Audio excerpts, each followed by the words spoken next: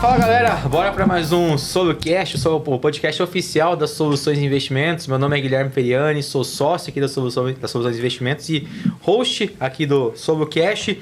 E hoje eu tô aqui com dois convidados que eu tive, cara, a honra e o prazer de conhecer durante esse ano, depois que eu entrei na Brain, na mentoria. E até quando me conectei com o Lucas, a princípio, eu assim, cara, eu tenho que trazer isso pra galera que me acompanha. A gente fez uma live ali no meu Instagram, foi muito bom. Só, cara, a live começa a descer ali o feed. É difícil a pessoa ir rolar, ainda mais a gente que posta muita coisa, né? Eu posto pelo menos um post por dia. A pessoa chegar lá embaixo e ver o nosso conteúdo. Agora, o podcast, cara, é impressionante. A pessoa vai ali, é a prova da linha do tempo, né? O YouTube também, então esse bate-papo com certeza vai ser valiosíssimo. Então, só dando uma leve introdução, estou aqui com o Caio Vidal e o Lucas Alves, são cofundadores da Academia de Metas, a escola que prepara líderes e times comerciais de alta performance. E o Caio, ele já acumula 17 anos de experiências de vendas B2B, é ex-head do RD Station e já movimentou mais de 60 milhões em vendas. E o Lucas possui 16 anos de experiências em vendas, com mais de 600 negociações B2B de alta complexidade no portfólio. E antes de liderar time comercial do RD e da PicPay, cara, se aprofundou lá em Harvard e hoje também é cofundador aí do Vender a Minha Arte e do Best Seller, O Ambiente Muda Tudo. Então sejam muito bem-vindos aí ao SoloCast. Obrigado pela disponibilidade, papo de vocês. Espero que a gente possa agregar muito na vida das pessoas que vão estar passando por aqui escutando esse episódio. Tamo junto. Obrigado pelo convite, Gui. Prazer falar com vocês, estar aqui no SoloCast. Obrigado mesmo. Vamos que vamos. Boa, bora. Ó, tem uma pergunta que eu faço sempre de introdução, antes de entrar na parte técnica, antes da gente falar de vendas aqui. A maioria das pessoas que eu atendo, que eu entrevisto, que eu converso e tudo mais, cara, elas já estão num patamar de vida que muitas vezes estão até bem e tranquilas financeiramente, foram construindo, vocês estão, 16 anos, 17 anos de venda, então eu tenho um patrimônio considerável, só que eu vejo que essas pessoas estão até mais engajadas do que quando começaram lá no início, né? No dia 1, que foi quando realmente iniciou, quando a corda às vezes apertava a água, batia no pescoço, mas porque elas têm um porquê muito forte que sustenta elas. E qual que é o porquê de vocês dois hoje? O que motiva vocês a continuarem ralando, igual ralavam lá atrás? Porque eu vejo que vocês estão na pegada, vocês não param, né? Bom, cara, eu acho que o meu porquê, na verdade, é um porquê. Eu sou um cara muito família, cara. Quem me acompanha, vê meu dia a dia, eu olho muito pra onde eu vim. Eu digo que família é um negócio que a gente dá sorte de nascer, né, cara? Então eu dei sorte de nascer numa família que me criou com muito amor. Então eu faço tudo que eu faço, cara, pra honrar o que meus pais me deram pra chegar até aqui e pra família que eu tô construindo com a Marília agora, que a gente tem ainda muita coisa pela frente, né? Então eu falo que, cara, é mais porquê do que um porquê, né? Legal. Massa. Da minha parte, cara, eu venho de uma família humilde, assim, não passei nenhuma necessidade, sou aqui de São Paulo, Capão Redondo. Costumo falar que eu conheci ali o MC Racionais, morei na rua de cima dele. Gratidão por ter vivido ali. Mas minha mãe, ela era professora, então eu sempre, desde pequeno, cara, tinha um sonho de ensinar mais pessoas. E quando eu encontrei em vendas esse propósito, e agora com a Academia de Metas, levar cada vez mais conhecimento que a gente adquiriu ao longo desses anos e ensinar outras pessoas, impactar outras vidas. Eu acho muito nobre, sabe? A gente democratizar vendas no Brasil, ensinar outros empresários que não conseguem vender. Muitas vezes depende de vendas para sobreviver. E, cara, eu quero levar cada vez mais isso na vida dessas pessoas e salvar essas empresas de fato, sabe? Então esse é o meu propósito hoje de, cara, impactar mais vidas, impactar mais empresas. Pô, bacana. Parabéns. E, cara, eu acho que vocês falaram um aspecto aí em comum, que é a questão da família, né? Que eu acho que, independente de onde a gente vem, a gente tiver uma base estruturada, sólida, ou construir isso ao longo dos anos, né? Isso é importante, né? Até para manter o sucesso. A gente tem que ter uma família, uma base sólida. E, como privilegiado, a gente já também tive esse privilégio. E eu vejo que... Até ia perguntar para vocês, como é que entrou a venda na vida de vocês? Foi algo que, cara... Família já era vendedora. No seu caso, a mãe era professora, mas foi por necessidade ou foi por... Cara, não, já estava no sangue da família mesmo. Cara, meu avô e meu pai são empreendedores do ramo de contabilidade, então sempre vi meu pai, assim, vendendo e atuando como empresário. Mas, cara, eu lembro que desde moleque eu costumo falar que eu sou apaixonado por vendas, assim. Minha mãe brincava que eu trocava bicicleta por jogo de carta, trocava roupa por dinheiro e outras coisas assim desse tipo. E eu gostava dessa sensação de estar fazendo essas trocas. Descobri venda profissionalmente com 17 anos, onde eu estava trabalhando numa empresa, eu era almoxerifado. E aí, cara, eu vi os vendedores ganhando dinheiro, fazendo festa, com carro, moto. Falei, cara, eu quero isso pra minha vida. A gente assim. carregando caixa. Eu tô falando isso porque eu trabalhei na almoxarifada antes de trabalhar com vendas também. Minha mãe, ela tem um negócio desde quando eu tenho 12 anos. Mas quando deu uma idade ali, tipo, de 17, 18, assim, cara, não quero mais trabalhar com ela. E o que apareceu a primeira coisa foi trabalhar na almoxarifada. Aí você vê assim, cara, eu tô ralando o mês inteiro, carregando caixa, trabalhando que nem um condenado, pra ganhar no final do mês o mesmo salário. E o vendedor que, cara, às vezes tá conversando o dia inteiro, ele acerta uma venda no final do mês, ele tira 3 vezes mais do que eu ficava puto da cara, e foi quando eu comecei a conhecer vendas. Desculpa te cortar, mas só pra puxar um gancho aí bem bacana. História bem parecida, cara. Mas aí foi isso. Aí eu cheguei no antigo chefe lá, falei, cara, eu quero ir pra vendas, eu sou vendedor nato. Ele falou, cara, tu nunca trabalhou com vendas, o que você quer fazer? Cara, me dá uma chance. Se eu entrar aqui, eu vou ser o melhor vendedor da empresa. Um mês depois aconteceu essa chance, fiquei 5 anos lá e de fato saí como um dos melhores. E aí me apaixonei de fato pela área, cara. Que legal. Boa. Cara, meu pai é vendedor, só que minha mãe é psicóloga.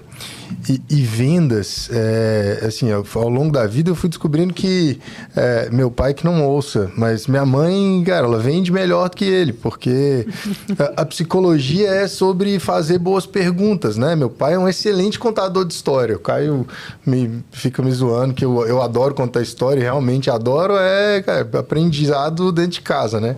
Mas minha mãe era uma excelente perguntadora.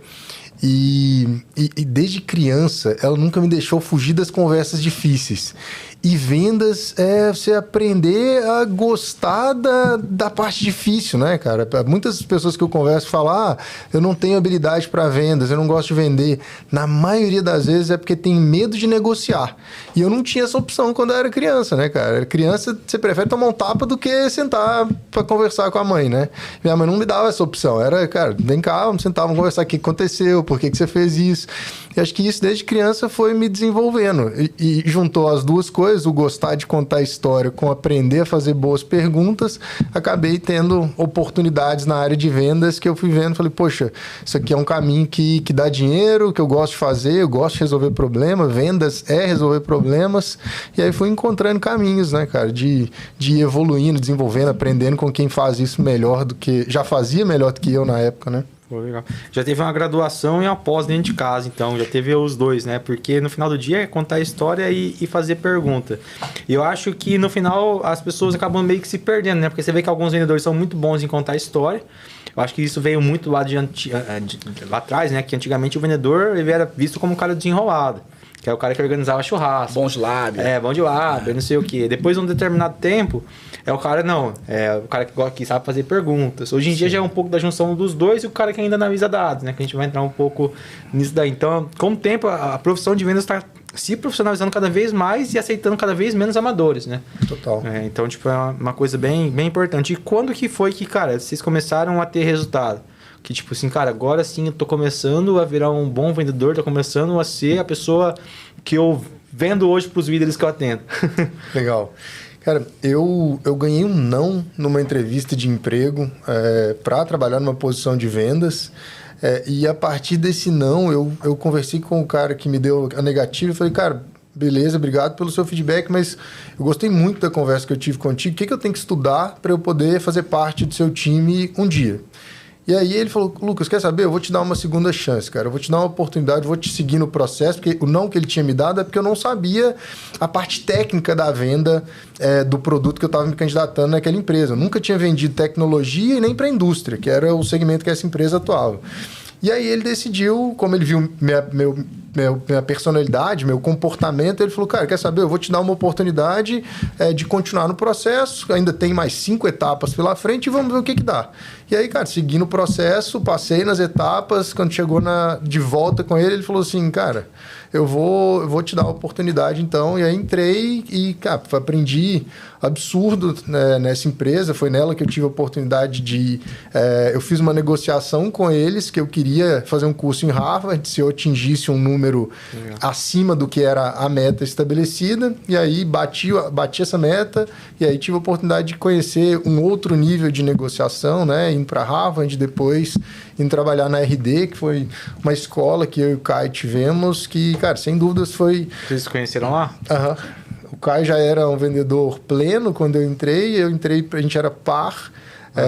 Então, assim, a RD tem cultura de dados como um valor, né? Então, direcionamento por dados é um valor da RD. Eu fim disso, né? No final do dia. Exato. Então, assim, ir para a RD, eu sabia que era um lugar que eu ia trabalhar com vendedores que eram melhores do que eu. Eu sabia fazer boas perguntas, era bom de contar história, mas eu era zero dados dentro de vendas. Eu ainda não tinha um olhar analítico. E sabia que lá ia ter uma oportunidade boa de aprender e abriu a cabeça, né? Para conseguir começar a entender a ciência das vendas e não só a parte emocional, racional, enfim. Só corrigindo o Lucas, que mané vendedor pleno, já era top performance lá que você entrou, rapaz. Brincadeiras à parte. Cara, uma boa pergunta, assim. Eu concordo com esse início da tua fala, que o vendedor antigamente era visto como o bom de lábia, o cara do relacionamento, a pessoa do relacionamento e tal. E de fato era. E ainda é. Com certeza. Quando eu comecei em vendas, eu trabalhei no mercado fitness, vendendo equipamentos de academia para outras lojas, academias e tal. Cara, o que mandava naquela época era relacionamento. Então, eu fui muito bom em relacionamento, aprendi aquilo. Mercado de tecnologia, depois fui pro mercado de SaaS, depois mercado de tecnologia, enterprise e tal, são outras skills. Então, demanda também relacionamento, demanda uma venda mais técnica. Mas, assim, a virada de chave mesmo foi quando eu entrei na RD. E aí aprendi esse jogo da alta performance, assim, que vendas são detalhes, vendas são processos, métricas, aquelas casinhas ali, as etapas que a gente precisa perseguir, objetivos, enfim. Então, cara, acho que é uma junção de tudo, sabe? Não tem um fato só que foi, pô, aqui que deu certo. Acho que foi uma junção desses 18 anos que fez essa composição do Caio ser bem sucedido em vendas, sabe? Mas... se fosse pra apostar, eu diria que na RD, cara, assim, é um jogo... Eu costumo falar, lá a gente tava jogando, tipo, a Champions League, enquanto outras empresas que a gente participou, eu, pelo menos, cara, Campeonato Brasileiro. Assim, é bom, ok, mas, cara, lá é alto nível, assim. Você joga com gente muito boa, todo momento você tem tudo metrificado, tudo que tu faz, quantas ligações você fez, quanto tempo você ligou, qual foi sua taxa de conversão por ligação, por cluster, por cliente, parará. Então, esse nível de detalhamento fez o nosso nível, assim, subir muito, sabe? Pô, que legal. E você falou uma coisa bem importante aí, cara, que é aquilo. Lá atrás, o vendedor ele tinha que ter relacionamento, e hoje ele tem que ter relacionamento. Então, no final do dia, cara, não adianta nada o cara entender sobre gestão das emoções, sobre como controlar as etapas do funil, se o cara não abre o funil, se o cara não conhece gente, se o cara não gosta de serviço, se o cara não gosta de estar em evento depois das 6. Eu falo muito pra galera, cara, de nada adianta você, fazer 1 milhão de treinamento e você não executar. Você não tá na sua zona de desconforto, para no final de semana você se colocar assim, cara, eu vou em algum evento para me conectar com pessoas diferentes. Eu vou me colocar num lugar de desconforto para me conectar, vou colocar a meta de estar em 3 eventos diferentes, fazer 3 lives para atrair várias pessoas diferentes para essa live. Então, tem que ser desconfortável. E você pode ensinar tudo para a pessoa, menos ela ter vontade, né? Então, isso tem que vir interna, essa vontade de se relacionar. E a pessoa pode até ser uma vendedora introspectiva. Ela não precisa ser aquela, assim, gosta de conversar com todo mundo. Mas, cara, ela tem que ter um bom relacionamento com a carteira dela. Sim, e com pessoas para poder, pelo menos, abrir a boca do funil. Senão, ela vai vender para quem, né? Se não tem ninguém chegando até ela. Os melhores vendedores, Gui, eles são vendedores 24/7, cara.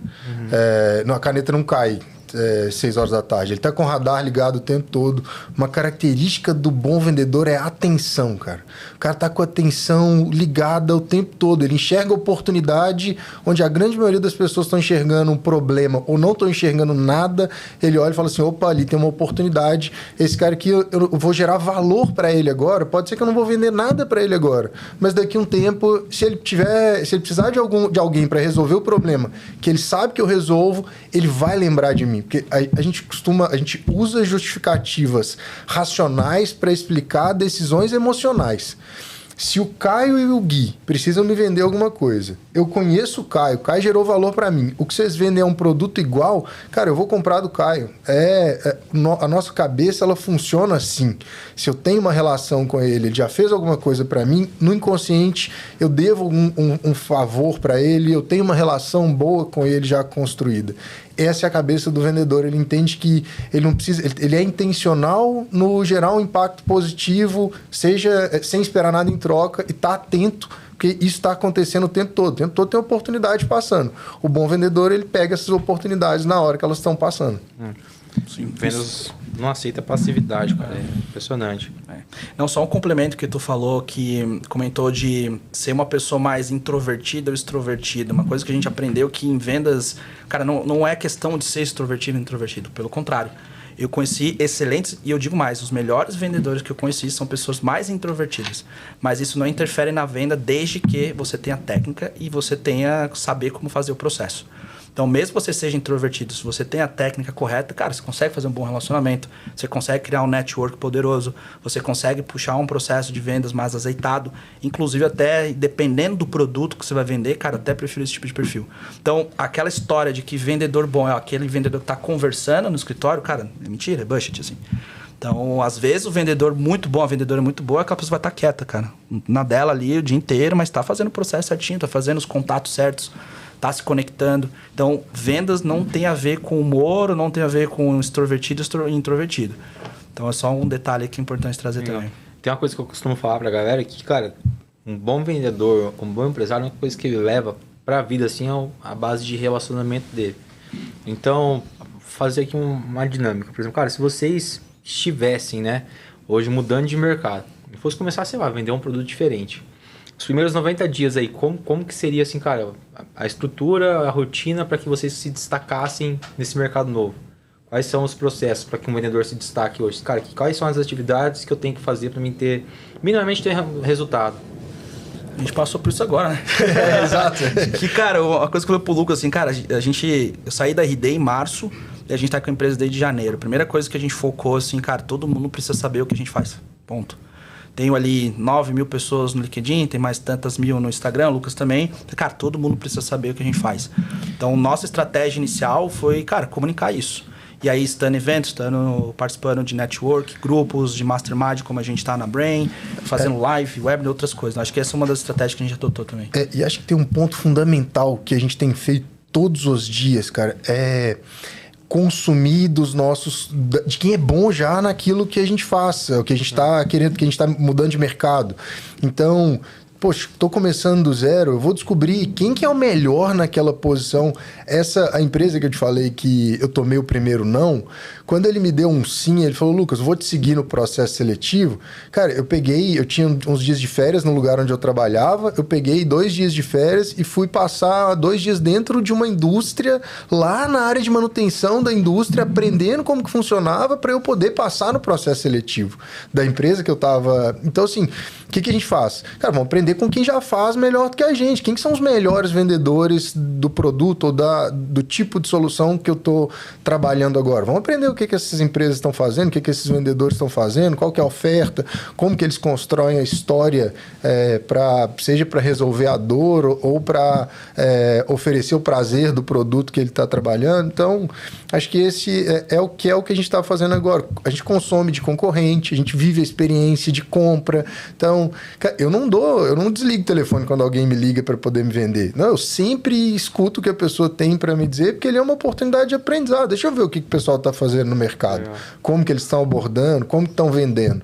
Então, aprender com o erro dos outros, cara, é mais barato, dói menos, é mais rápido. Então, a gente procura caminhos para poder aprender rápido, né?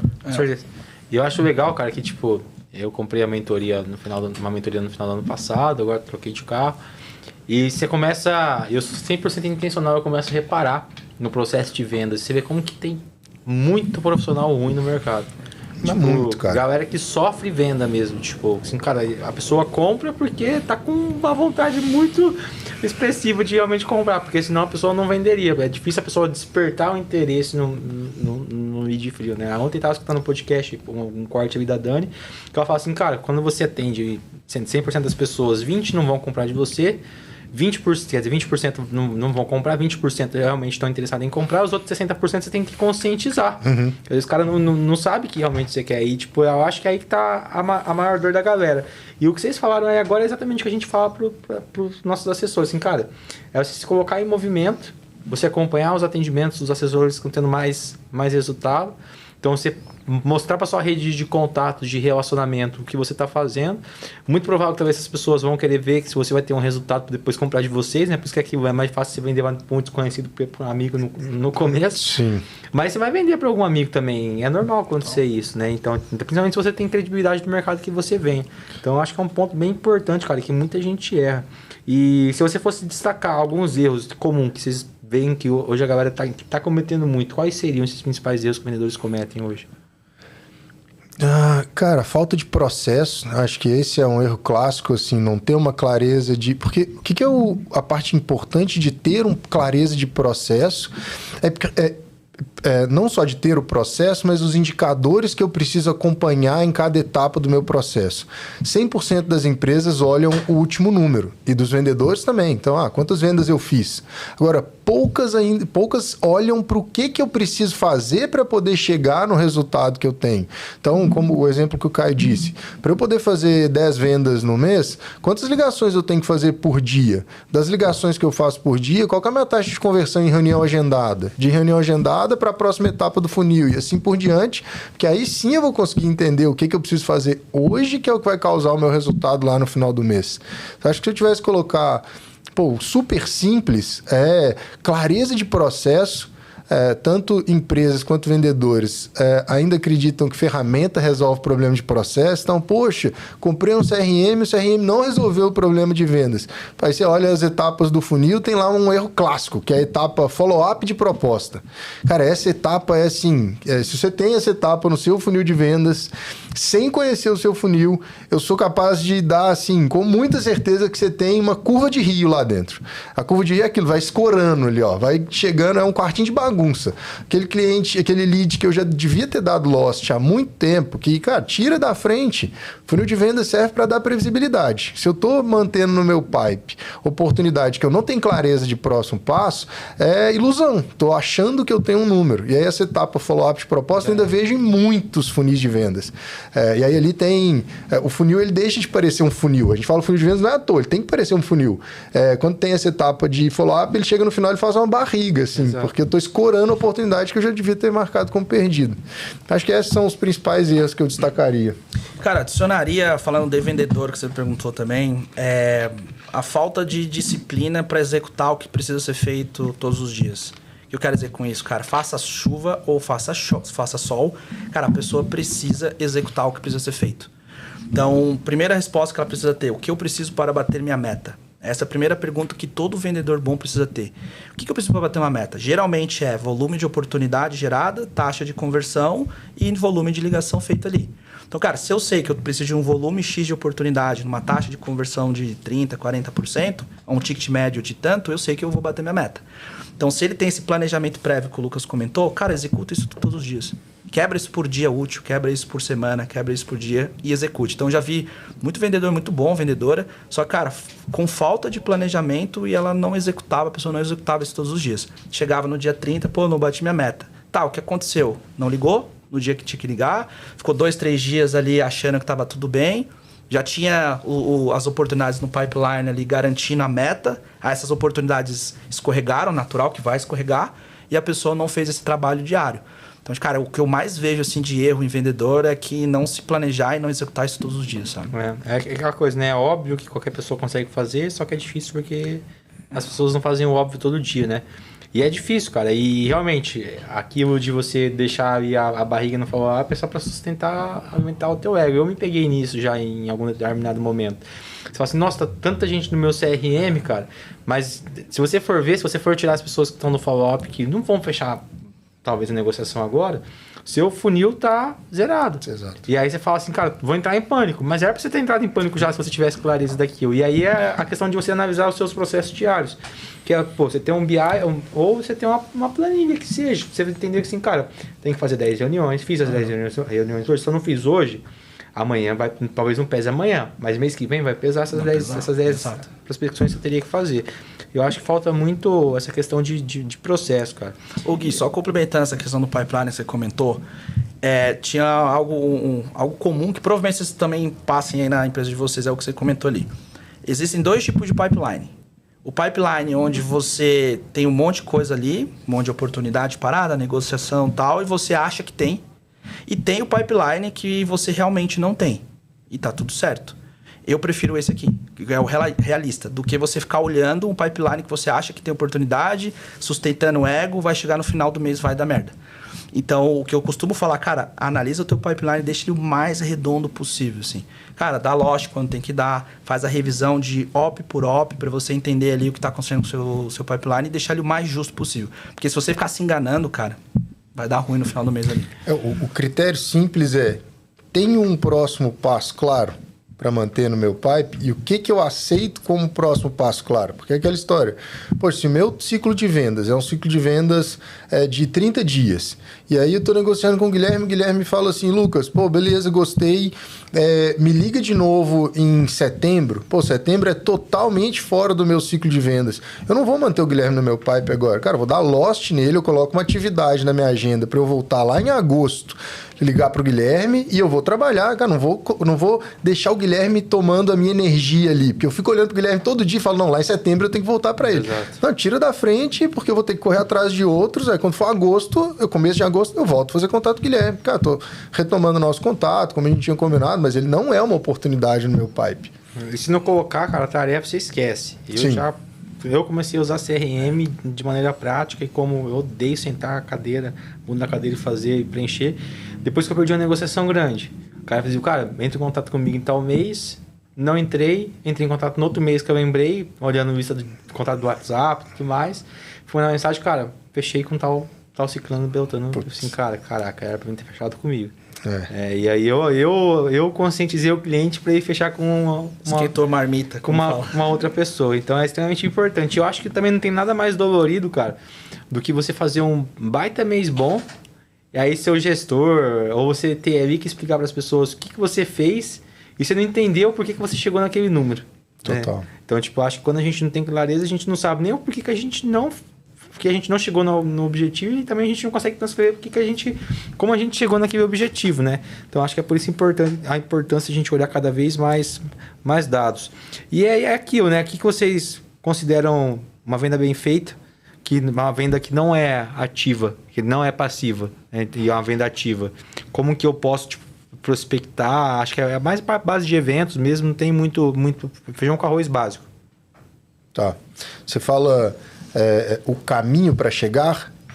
Cara, acho que o primeiro ponto é clareza de quem que é o meu fruto maduro no galho baixo. Então, por onde que eu começo? Cara, quem que é aquele perfil? Quem que é o perfil de cliente que eu sei que... a gente conversa com muita empresa que tem possibilidade de vender para um perfil grande de clientes. Só que você sabe qual que é o cliente que tem uma probabilidade maior, seja por momento de vida do cliente, seja por momento da empresa que ele se é uma empresa B2B, né? Então, ter essa clareza de quais que são as características de perfil e comportamento do meu perfil ideal de cliente e como que eu conto a história de como eu vou ajudá-lo a resolver a dor que eu pressuponho que ele tem. E aí eu vou fazer as perguntas certas para poder mapear se de fato ele está naquele momento que eu tenho como hipótese que ele está, né? É um erro clássico, cara, das pessoas, e aí não é só de vendedor, é assumir que a sua suposição é verdade sem validar a hipótese que está na sua cabeça. Então, vejo muito vendedor abordando um cliente, falo, cara, o produto ele pode ser o mesmo, mas você, no meu bairro tem, cara, uma das melhores hamburguerias de São Paulo. Eu compro, não é porque é uma das melhores hamburguerias, eu compro porque é a que entrega mais rápido. Tem muita gente que compra porque é melhor. Eu compro porque é a que entrega mais rápido. Demora 15 minutos, está lá na porta da minha casa. Tem outras hamburguerias que são melhores. Então, tô dando esse exemplo simples, mas quando a gente vai para uma venda complexa, eu não assumir na minha cabeça que o meu cliente ou meu potencial cliente vai comprar pelo motivo X ou Y. Eu tenho que perguntar para ele, né? Tenho que fazer essa validação da hipótese que eu tenho. Então, acho que caminho rápido é ter clareza do perfil ideal de cliente, aonde que essa pessoa está e como que eu vou me conectar com ela para mostrar que o meu produto ou minha solução é o melhor caminho para ajudá-la a resolver nesse momento, né? Top. Cara, eu iria para uma ótica um pouco diferente, complementar também, tá? Quando a gente fala sofrer venda, há algumas maneiras, não necessariamente vender é só outbound. Hoje existem 3 principais canais de aquisição de um cliente, que é o outbound, que o Lucas comentou, que a gente vai ativamente atrás desse cliente. Aqui demanda mais esforço, demanda processo, demanda entendimento de CP e geralmente é um processo que tem menos conversão possível aqui. Então a conversão é menor, é mais difícil e tal, mas funciona. O outro é o inbound, que você atrai as pessoas através de conteúdo, através de landing page, através de e-books, material rico, etc. E o terceiro, o network. Por que eu estou dizendo isso? Tem empresa que vive só de inbound. A RD é um caso desse. A gente viveu lá, cara, 99,9% dos leads eram inbound, ou seja, cliente chegando. E mesmo assim a gente não tinha um time que sofria venda. Tinha uma ou outra pessoa, né, Lucas, que a gente puxava a orelha assim, que as características eram, recebia 100 oportunidades por mês, qualificadíssimas, e essa pessoa escolhia para quem vender. E ela escolhia para quem tivesse pronto. Pronto cara, quero comprar de vocês. O restante, que tinha um pouquinho mais de menos consciência do produto, que é demanda do trabalho do vendedor, as pessoas não faziam. Isso é sofrer venda, quando você não conscientiza o lead. Mas, cara, existe um processo de vendas de inbound também, que faz com que o vendedor seja consultivo. E aí, falando o que eu acho diferencial, é uma etapa que a gente chama de diagnóstico. Então, o vendedor, a vendedora que sabe executar uma boa etapa de diagnóstico, avaliação, cara, para mim é 90% da venda. E nessa etapa, aplica spin selling, situação, problema, impacto, necessidade, e sai dessa etapa com a dor do cliente mapeada, o objetivo desse cliente e o impacto que isso vai causar na vida dele. E aí a pessoa apresenta uma solução. Então eu diria que para não sofrer uma venda, cara, tem que ter esse processo de diagnóstico bem redondo também. Concordo 100%. E aí, hoje eu vejo que vocês também estão muito em contato com os líderes comerciais, né? Cara, o que torna um bom líder comercial hoje? Quais são, acho que, os perfis, o que ele tem que ter para, cara, conseguir fazer o time performar de maneira geral? Porque não necessariamente, às vezes tem aquilo, né? O cara era um bom vendedor, subiu pro cargo de liderança ali por conta que, pô, caiu no colo dele, mas o cara fica meio que perdido. Já aconteceu isso comigo e, cara, no meio do caminho eu tive que me aperfeiçoar, né? Só que acho que isso acontece em 90% das empresas, né? Um bom vendedor vira um bom... A galera erra muito nisso, né? E algumas pessoas conseguem se desenvolver, algumas não. Sim. E como que você desenvolve hoje a questão de liderança? Cara, acho que o primeiro ponto é isso que você falou, assim, nem todo bom vendedor vai ser um bom líder. Isso é uma máxima que já vi isso na prática. Cara, eu formei alguns líderes lá na própria RD, agora a gente lida com muita liderança também. E o principal ponto que eu vejo diferença, cara, quando eu vou escolher uma liderança para o meu time ou educar algum líder você precisa gostar de pessoas, porque liderança é sobre pessoas. E quando eu me tornei coordenador, o Lucas estava nessa época, né, Lucas? A gente era do mesmo time. E eu tive que liderar o Lucas. Cara, foi o maior problema da minha vida liderar o Lucas. O maior vendedor que já liderou. Carregava ele nas costas. Mas é o cara cabeça dura. Tinha um ego baixo. O ego baixo, o cara vendia pra caramba. Mas, cara, o que eu aprendi, assim, eu era um cara muito técnico, sabe? De, planilha, processo, você tem que ligar, você tem que vender e tal. Só que eu aprendi que, cara, o Lucas é uma pessoa, a galera era uma pessoa. Então, quando eu comecei a ter skills e começar a estudar sobre comportamento humano, a minha liderança começou a mudar. Então, cara, deixou de ser mais o Caio, o fazedor, e comecei a dar mais holofote pro time. E aqui, cara, entra outras skills, a gente pode aprofundar um pouco mais, mas a principal ponto a pessoa tem que gostar de pessoas e tem que desenvolver habilidades para lidar com pessoas. Senão, cara, não vai ser uma boa liderança em vendas. Eu acho que o ponto que conecta direto com o que o Caio tá falando é que o bom vendedor, ele depende só dele para entregar o resultado, muitas das vezes, né? Então, assim, principalmente se é aquele cara faca na caveira, que vai para cima e ele resolve sozinho.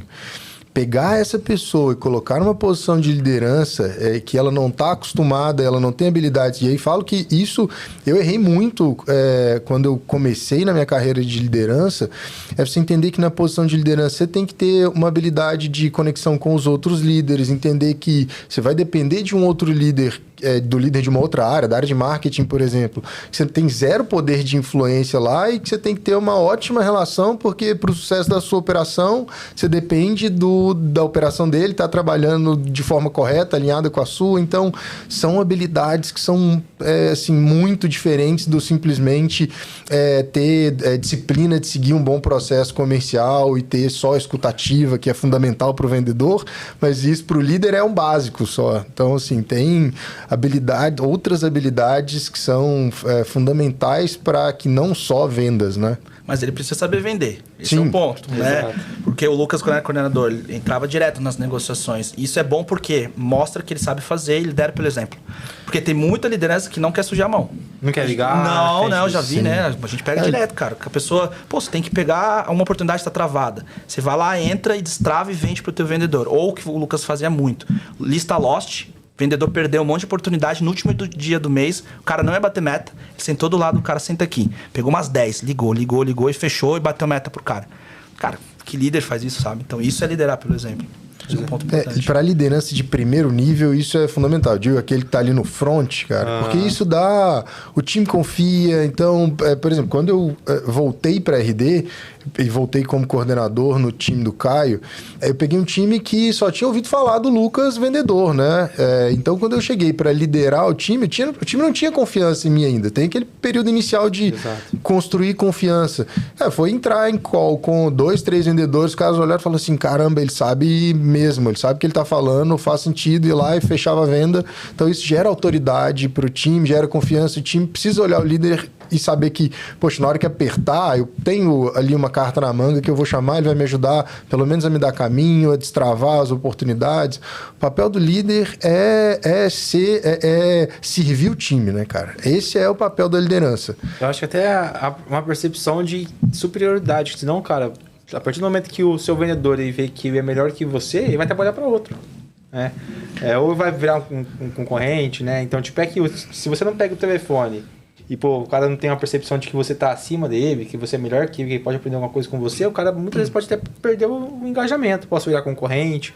Eu vejo muita gente se perdendo em relação a isso daí. Tipo, às vezes a pessoa, ela congela no tempo, o próprio empresário, o próprio líder ou algo do tipo, e os vendedores, cara, não vê a possibilidade de crescer mais ali dentro daquele ambiente, né? Não sei se vocês concordam com isso também. Não necessariamente. Já vi casos e casos, assim. Acho que é uma discussão boa aqui. Tem pessoas de vendas, tá?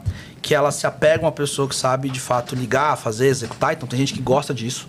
Mas a boa liderança não necessariamente precisa ser uma boa vendedora. Eu já vi líderes excelentes que nunca venderam. Inclusive, a última pessoa que eu contratei lá no time, ela nunca tinha vendido. Mas como líder, essa mulher era um canhão, assim. Ela mobilizava o time, chamava eles para uma reunião, sabia mobilizar a galera, entendedores, direcionar. A pessoa traz, pô, tô com uma dor aqui, o que você vai fazer para resolver? Ela era muito boa em fazer perguntas de coach para a pessoa chegar na resposta. Então, ela criou uma unidade, um time através das técnicas de liderança. Aí funcionou super bem, colou para aquele time. Mas também tem um lado, sim, mas não necessariamente, tá? Acho que depende do perfil do time, o produto que tu vende, a empresa, a cultura.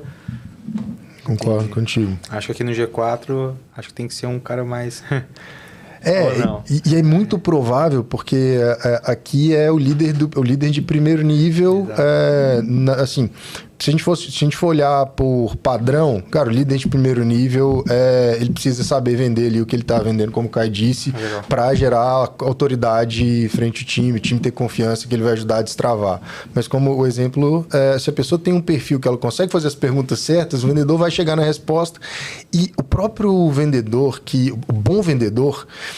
se o líder consegue gerar nele um sentimento de confiança, para o líder entender que ele é o capitão do time. O Caio me usava muito como capitão do time. Cara, a gente fazia uns alinhamentos assim, Lucas, o time tá numa situação difícil, nós vamos entrar para uma reunião hoje que eu vou precisar ser duro contigo. Eu era o que estava com a melhor entrega no mês até então. Ele falou, cara, eu vou precisar ser duro contigo para o time ver que, cara, eu tô sendo duro com o cara que tá bom, que tá entregando o resultado.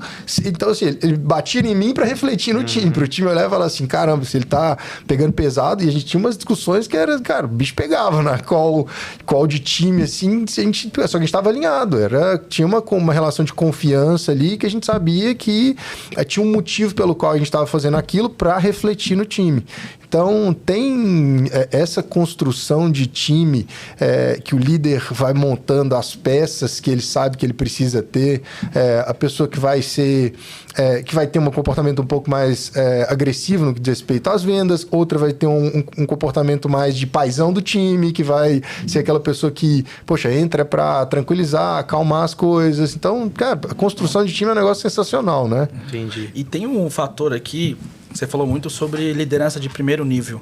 E hoje a gente está lidando muito com o empresário. Qual que é o ponto? Muitas vezes o empresário não quer fazer essa liderança de primeiro nível. E aí, não, eu quero contratar um time de vendas, mas eu quero que eles sejam autônomos ali. E não contrata alguém para liderar o time de vendas ali. Então, ele não quer entrar em call, ele não quer fazer pipeline review, sentar com o vendedor, olhar a oportunidade, treinar, dar feedback, fazer lista, fazer treinamento. Ele não quer fazer. Talvez não tenha habilidade, eu entendo. Por isso que a gente está aqui, né? Ensinando os empresários a fazer. Mas, cara, tem que ter uma pessoa full time ali olhando para essa galera, assim, todos os dias. Principalmente vendedor, cara. Você vai ligar, vai fazer 50 ligações por dia, você vai tomar 40 nãos. Tua autoestima vai lá para baixo. Todos os dias, sua estabilidade emocional, se você não tem uma liderança para conversar, para estar apoiando, para estar direcionando, cara, o time não vai. Então, tem que ter alguém para fazer esse papel de primeira liderança ali. E como que você desenvolve uma pessoa que, cara, que é um colaborador mediano, que, pô, bate a meta, mas, cara, nunca... Igual lá no escritório, a gente tem uma meta mínima de 2 milhões. E a pessoa fica com essa cabeça de meta mínima. Enquanto a gente tem outros assessores que, cara, já estão ali no padrão de 5, 6 milhões e a meta mínima deles é 5, 6 milhões, mas porque eles conseguiram colocar isso na cabeça. Como que vocês diriam até para os empresários que estão assistindo, cara, como fazer o time, cara, parar de bater só a meta, tirar isso de meta mínima, né? Renovar a ambição do cara. Como que vocês trabalham isso? Para desenvolver uma pessoa que, cara, é ok, a pessoa que, cara, se eu deixar na empresa, ela tá dando lucro, mas ela pode melhorar, e se ela melhorar, é bom para mim também. Alguns caminhos, assim, o que eu já fiz, vivi na prática, e o Lucas comentou um pouco, assim, cara, todo time, ele vai ter outliers, ele vai ter os rochas, que são as pessoas que vão segurar o resultado, e é importante você ter esses rochas. Porque se você tem um time só de outliers, só de Lucas, ferrou, cara. Ego pra lá, ego pra cá, só os top performance, a galera vai ficar se brigando. E já tive isso, tive 4 pessoas top performance no time, cara, dá merda. É igual você botar Neymar, Messi, Mbappé, Cristiano Ronaldo, bota os no time só. Não ganha nada, exato. Mas o PSG foi um caso clássico, cara. Colocou um monte de estrela lá, agora colocou uma galera que era rocha. E exato. Virou. Então, em time comercial, eu faço essa analogia também. Então, os rochas, eles são importantes. Entender se o rocha tá confortável em ser o rocha e tá tudo certo. Teve um vendedor, amigo nosso, inclusive, eu falei, cara, tu tá batendo 80, 90, 100, é isso que tu quer pra tua vida? Não é, então tá, então tamo alinhado. Mas você sabe que você não vai crescer, tu dificilmente não vão olhar você pra promoção. Tu quer ficar nessa vida medíocre, cara? Desculpa dizer, mas você tá na média. Realmente. Então, acho que o papel do líder aqui é, primeiro, alinhar a expectativa com a pessoa. Se a pessoa quer ficar naquela e pra você tá tudo bem, cara, eu teria uma pessoa rocha no meu time, que é seguro. Essa pessoa não vai ter lapsos de emoção, não vai brigar, a pessoa vai ficar ali. Então, é uma pessoa legal pra ter no time. Dependendo se ela tá alinhada culturalmente. Isso, né? Isso, exato. Porque daí, se ela não cria um ambiente negativo, que daí as pessoas novas que vão entrar vão querer se espelhar nela pra não bater... Mas é que a pessoa está, recebe as pessoas bem, é um cara bom ali, tá batendo meta e tal. E ele não quer essa exposição, aí você tem que entender, na tua empresa cabe isso? Sim, couber, beleza. Na cultura da RD que a gente tava, cara, a gente não aceitava pessoas que ficavam na média e pessoas ficavam acomodadas. Porque a cultura é, cara, vambora. Vamos crescer junto. Acho que o ponto fundamental é alinhamento de cultura, Gui. Ambição, cara. Isso é uma coisa que eu recentemente tive a oportunidade de perguntar pro Diego Ribas, que foi capitão do Flamengo. Perguntei, Diego, cara, eu ainda não consegui desenvolver ou aprender uma maneira de desenvolver a ambição e determinação nas pessoas. Ele falou assim, Lucas, eu tenho valores no meu time, então eu não trago esse tipo de pessoa pro meu time, não trabalho. Se a pessoa, seja a posição que for que ela vai trabalhar, se eu não sinto que ela tem aquele brilho no olho, que ela tem aquela vontade, aquela determinação, cara, não trago pro meu time. Então, no meu time, eu também tenho esse problema, cara. Tipo de pessoa que tem problema trabalhando comigo. Pessoa que não tem determinação, que não tem vontade, que eu não vejo que tá a fim de crescer, que entende que é o nota 7 ali.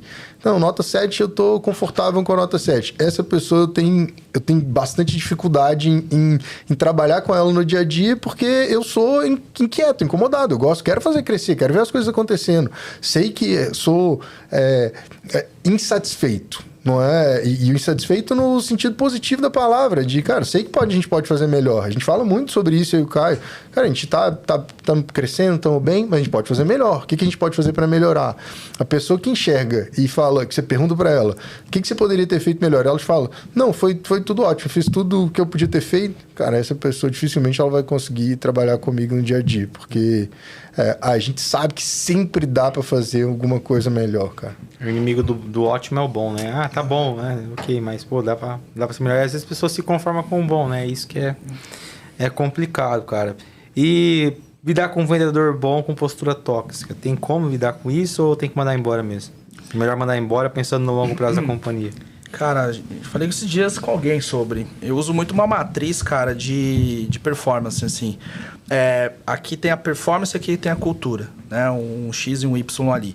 Se a pessoa tem alta performance e baixa cultura, nesse caso, cara, dá feedback sobre a cultura dela. Cara, você tá batendo meta, tá tudo certo, porém a cultura tá errada. Dá um feedback, dá 2 feedbacks. Se não melhorar, aí desliga. É melhor você proteger a cultura da tua empresa, que você demorou anos para criar, do que você ficar mantendo uma pessoa tóxica batendo meta. Porque bater meta, cara, você vai desenvolver outra pessoa. Aí você tem o outro extremo, que é, putz, a pessoa não bate meta, mas tem uma cultura excelente. Então a pessoa tá mega aliada, mas não tá batendo meta. Essa também, trate com feedback, tenta desenvolver ela para performar até que ela performe. Caso não dê certo, desligue.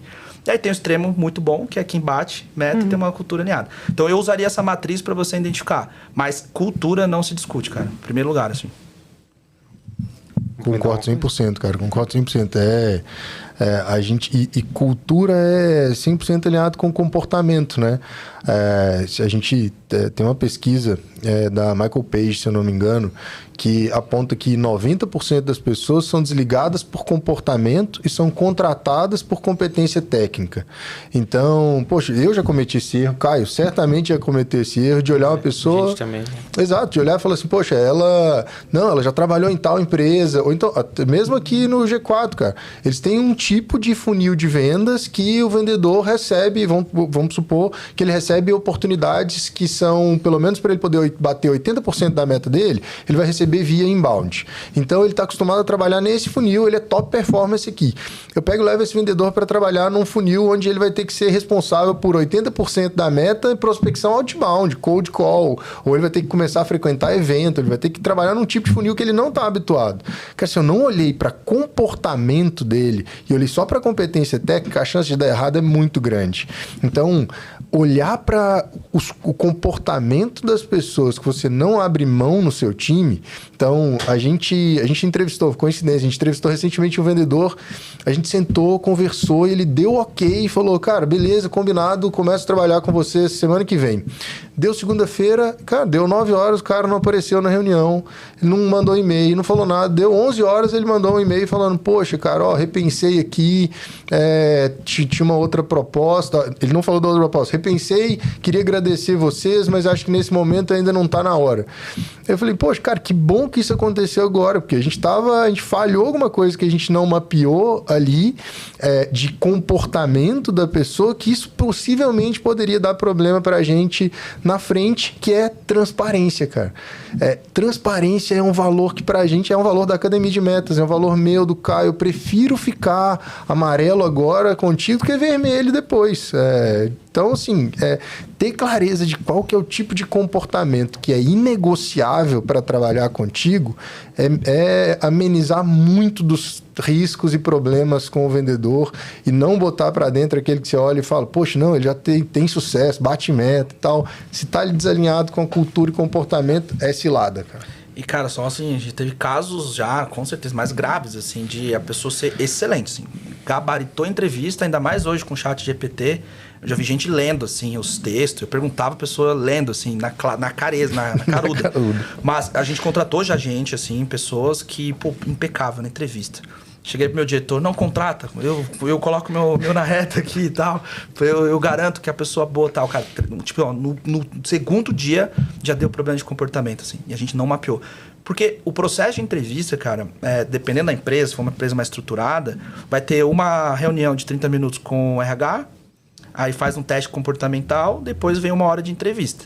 Cara, 1 hora de entrevista para você validar um monte de coisa é difícil, cara, é difícil. Então, pra gente que é líder também, não é fácil. Óbvio que hoje existem perguntas, tem técnicas, a gente aprendeu com o erro. Mas, cara, é normal. Se alguém já errou aí, fica tranquilo que acontece. E como que o vendedor ele se capacita, cara, e se potencializa aí com a IA hoje, né? Tipo, a gente tá vivendo um mundo diferente e é aquilo, né? As IAs não vão substituir os vendedores, só que bons vendedores que utilizam a IA vão ganhar muito mais dinheiro do que a pessoa que não usa inteligência artificial. Então, o que vocês têm visto aí, cara, que a galera tá utilizando, que você poderia passar pra galera aí um insight aí, pô, de como implementar isso no dia a dia para que você potencialize suas vendas? Cara, a gente tá estudando bastante também, o Lucão tá testando algumas coisas. Eu vejo que... Eu escutei o Jeb Blunt numa palestra que ele fez em novembro no Z Summit, que é um escritor da prospecção fanática, né? Prospecção fanática. E ele falou que lá nos Estados Unidos estão 10 anos na frente do Brasil em relação à IA. E lá, os americanos entenderam que a IA está muito mais sendo utilizada para vendas para suprir produtividade da galera. E não substituir a fala, fazer algo nessa linha. Aqui a gente já está alguns testes de SDR em fala e tal. Sim. Eu quero ver, eu acho que no futuro próximo pode ser que seja bom. Então, cara, eu concordo com ele. Que hoje eu vejo que a IA ela vai apoiar muito a parte de produtividade. Então, um exemplo em vendas que a gente já testou em algum momento ali, na própria RD a gente testou, que é você estar falando aqui na call, fazendo uma reunião com você, e a IA está transcrevendo essa call e preenchendo o CRM. Então, cara, tô falando com você e a IA tá fazendo um trabalho que você não gostava de fazer, né, Gui? Você comentou. Então, isso chama autofilter. Então, eu tô aqui falando e ele tá preenchendo. Outra coisa que a gente tá testando, no próprio funil de aquisição, você ter IAs trabalhando na qualificação melhor, na mineração desses dados. Então, o Gui converteu na minha landing page. Eu uso uma IA para buscar mais informação do Gui na internet. Então, pega o teu telefone, pega o teu cargo, onde você trabalhou, quais são as notícias que você saiu ali na internet, e eu compilo isso numa informação só e entrego para o vendedor. Show também. Então, eu vejo que isso está funcionando bastante, tem muita empresa já testando e dando certo nessa linha. E para o sucesso do vendedor, cara, usando como ferramenta de suporte na venda no dia a dia, volta lá no saber fazer boas perguntas. Não vai adiantar de nada eu ter uma IA se eu não fizer a pergunta certa. A IA é uma super ferramenta, mas se eu fizer pergunta idiota, ela vai me trazer uma resposta idiota. Não tem muito caminho.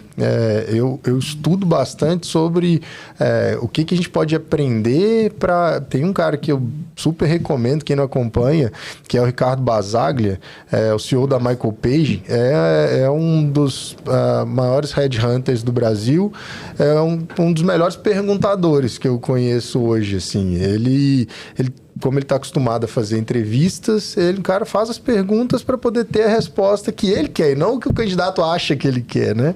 Então, acho que é um exemplo simples que se aplica a mesma coisa em vendas, cara. Se eu sei fazer as perguntas certas, eu vou conseguir explorar bem da IA. Pô, bacana. E aquilo, né? Tem uma frase do Thiago Conte que eu gosto muito, cara, que... Me mostra um vendedor que estudou tanto quanto o médico, que eu te mostro um vendedor que ganha muito mais que um médico. Milionário.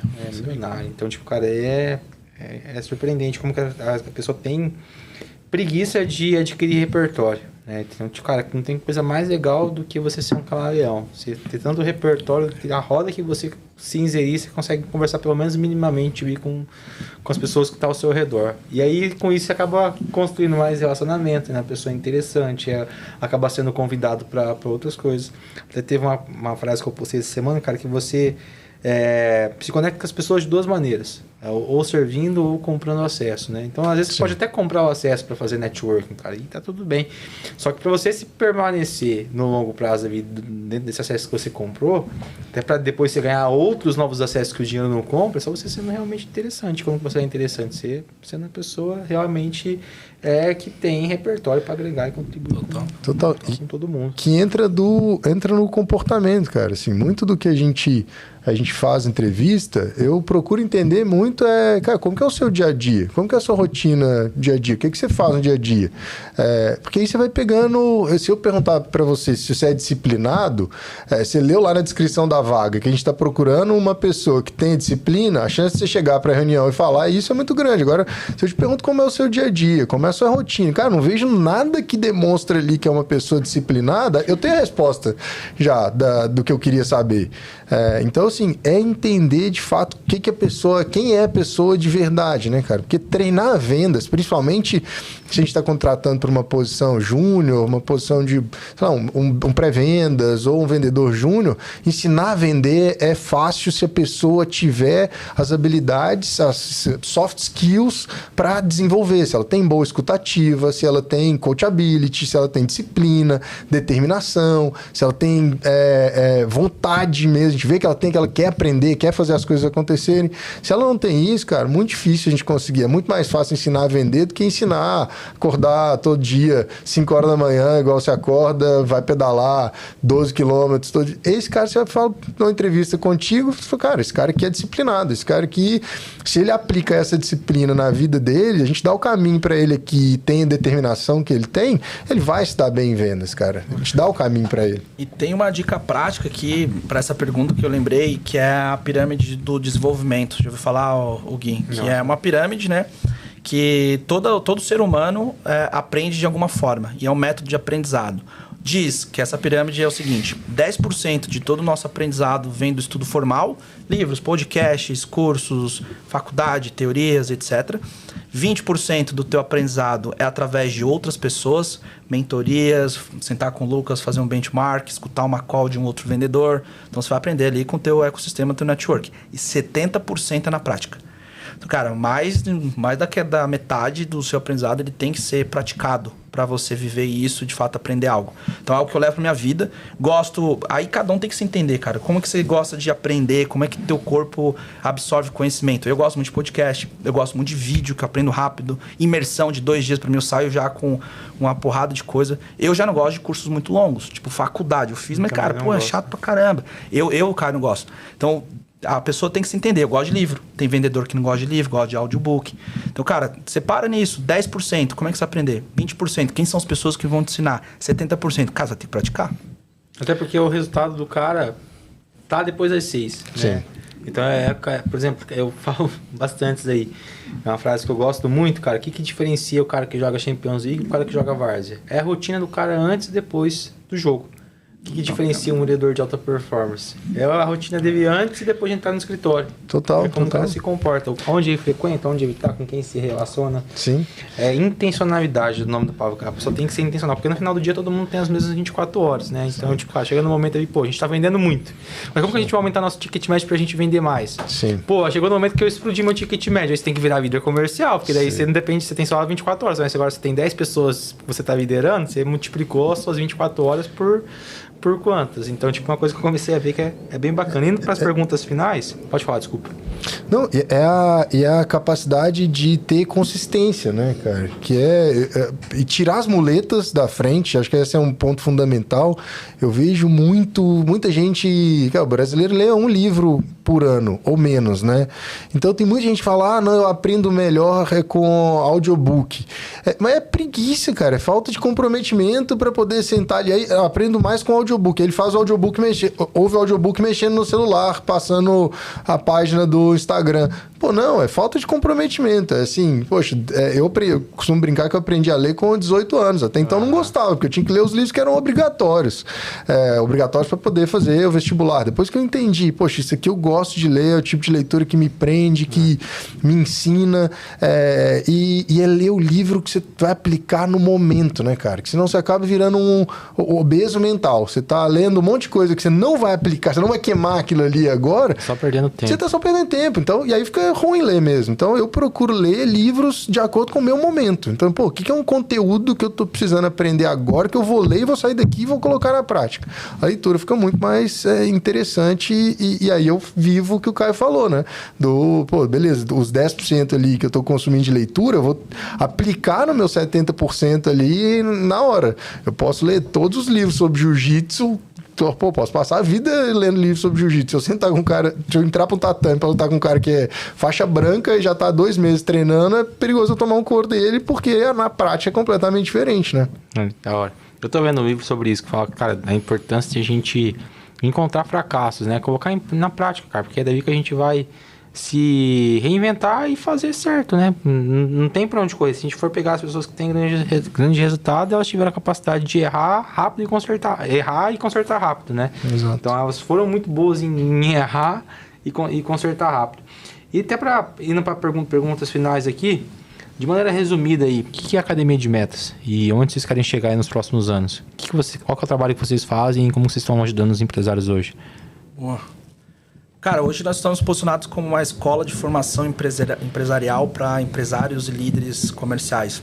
Hoje nós temos programas de aceleração de vendas que a gente ajuda desde o empresário ali que fatura algo em torno de 10 mil por mês. Então a gente tem um programa chamado Fundação, onde a gente vai ensinar essa pessoa a ter um bom perfil de cliente refinado, ter um bom processo comercial com as etapas corretas, vai ter os indicadores corretamente para acompanhar, um planejamento de vendas. Então a gente tem essa fundação. Para empresas que estão um pouco mais avançadas, já tem um processo rodando, a gente tem um programa individualizado. Que aí senta eu e o Lucas com a nossa experiência, senta com os empresários dessa empresa, a gente faz uma imersão dentro do negócio, onde a gente... O principal objetivo aqui é encontrar gaps que possa estar perdendo a receita e as alavancas que a gente puxa e acelera. Então, hoje a gente está posicionado assim, cara, e o céu é o limite, né? A gente está agora olhando para imersões presenciais, eventos presenciais que a gente vai lançar em breve, podcasts e outros canais de comunicação que em breve aí novidades também. Pô, o que a gente, na prática, Gui, a gente faz com que a empresa tenha mais clareza do que ela precisa fazer para poder bater a meta ou até mesmo para construir a meta, né? Muitas das empresas que a gente conversa, o brasileiro, infelizmente, ele não é uma pessoa educada a se planejar, né? Então, a gente coloca, muito empresário tem um sonho de faturamento e que ele chama de meta, porque ele não tem um plano de ação para chegar lá. Então, a gente ajuda esse empresário a ter clareza do que ele precisa fazer, olhando para a área comercial dele, para ter previsibilidade, para ele não viver de depender do vendedor estrela ou da sorte de bater meta um mês, o outro não. Então a gente traz essa clareza de o que fazer, como e quando, para poder garantir que ele vai chegar lá no destino que ele quer com tranquilidade, né? Top, parabéns, e vão crescer, cara, porque eu mais vejo que a galera tem hoje é justamente essa dor. Primeiro, em conseguir identificar qual que é a meta, né? Porque às vezes o cara começou a dar certo, assim, cara, tá fechando a conta, tô tendo... No final do dia tô pagando as contas, tá sobrando dinheiro, só que não sabe, cara, como que dá pra melhorar isso, ou como que dá pra ganhar margem em cima disso, né? Uma coisa que a gente vem fazendo bastante nos últimos anos, se tornando mais efetivos dentro dos processos para diminuir custo, né? Chega no momento aí que você tem que profissionalizar os processos, identificar isso aí, como que você pode se tornar mais eficiente. Então, vocês vão estar voando aí, com certeza. E para finalizar, eu sempre falo pro pessoal deixar uma frase que gosta. Então, vou pedir uma de cada um aí. É uma frase, cara, talvez uma dica sobre vendas que mudou sua vida, ou uma frase que você leva como mantra. Diz aí, Caio, uma pra gente. Me pegou, cara. Cara, hipóteses como a gente estava falando sobre...